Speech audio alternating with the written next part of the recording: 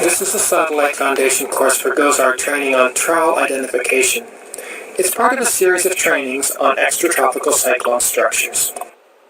Here's what you should be learning from this training. We'll start briefly with trowal history and with extratropical cyclone structures, and then show how to use satellite data to identify regions where trowals may be active. You can monitor the interaction of forcing mechanisms with such regions. Trowals typically, but not always, are associated with occluded systems.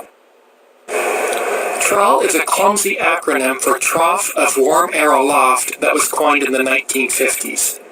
There was considerable journal activity on trowals from the late 40s till the early 60s, at which point references tailed off, but they came back in a big way in the late 90s based on important work from John Martin. It's really due to his work that we talk about trowals here. TROWAL is a conceptual model. Like all conceptual models, two are listed here on the left, it is a handy shorthand way to diagnose quickly what's going on in the atmosphere, and to understand how the atmosphere is evolving with time, and to diagnose where precipitation may be occurring. Trowals extend Toby Carlson's conceptual model.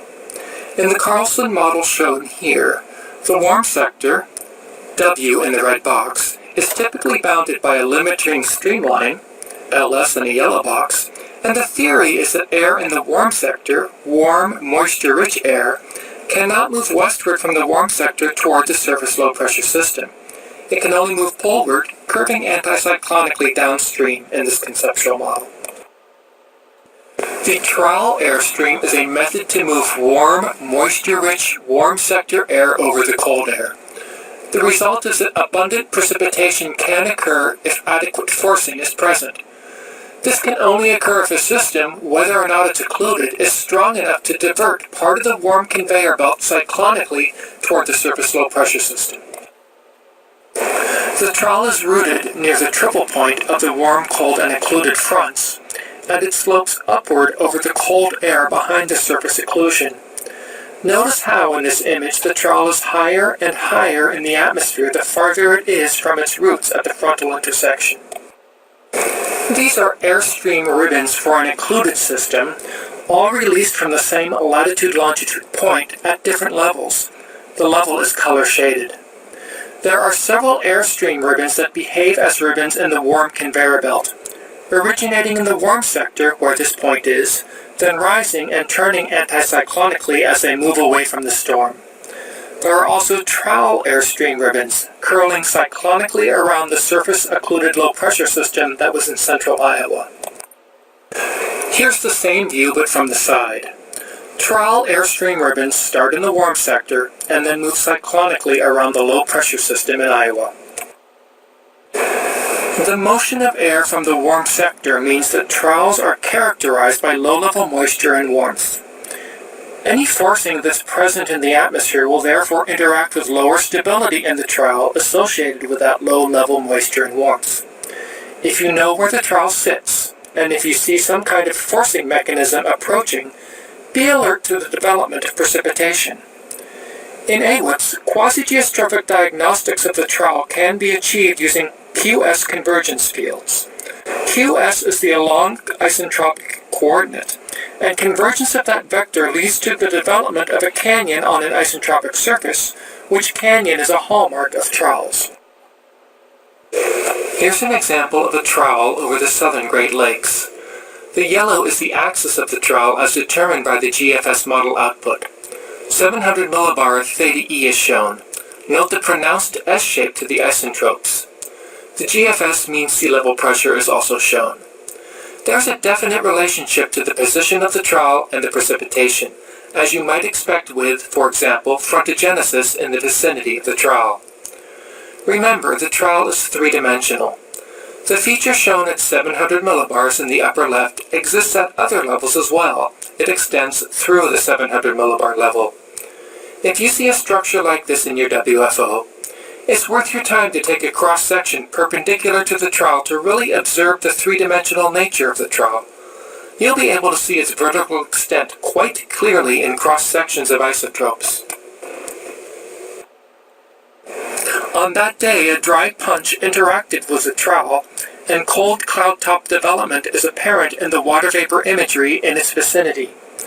What forcing mechanisms might force ascent as seen in the water vapor? Frontal forcings? Secondary circulations around the descending dry jet? These are things you can look for when you're diagnosing the dynamics surrounding the trowel. Here's another example, and the figure is from WPC for an August occluded system over Iowa.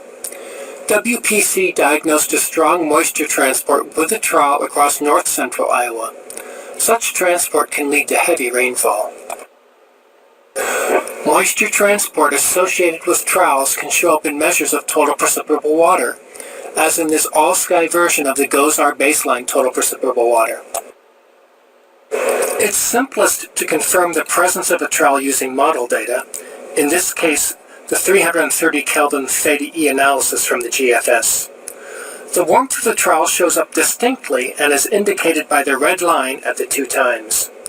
Because of the frontal structures in place and the presence of low-level warmth and moisture, small impulses that impinge upon the trowel can have a big impact.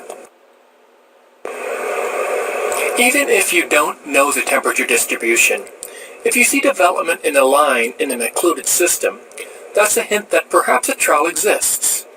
Fairly accurate forecast model data are ubiquitous though, so a good tack is to determine where a trowel might be and then examine satellite data. If a trowel exists, you know where to monitor satellite imagery for quick development, the timing of which development may or may not be well forecast.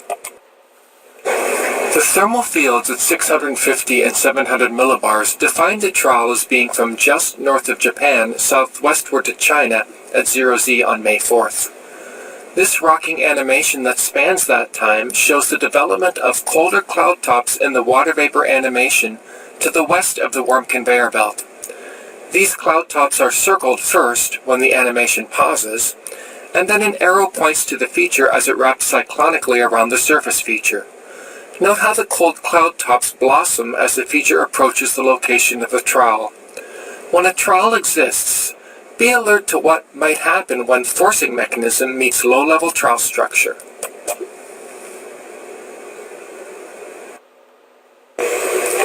This is a slower rocking animation for the previous slide to allow you to follow more closely features. Watch it several times.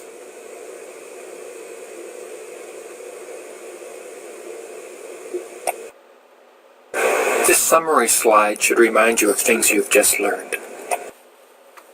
You can find additional readings at these links. The papers on trowals by John Martin are highly recommended. This concludes the Satellite Foundational course for GOES-R training on trowals. Thanks for your attention.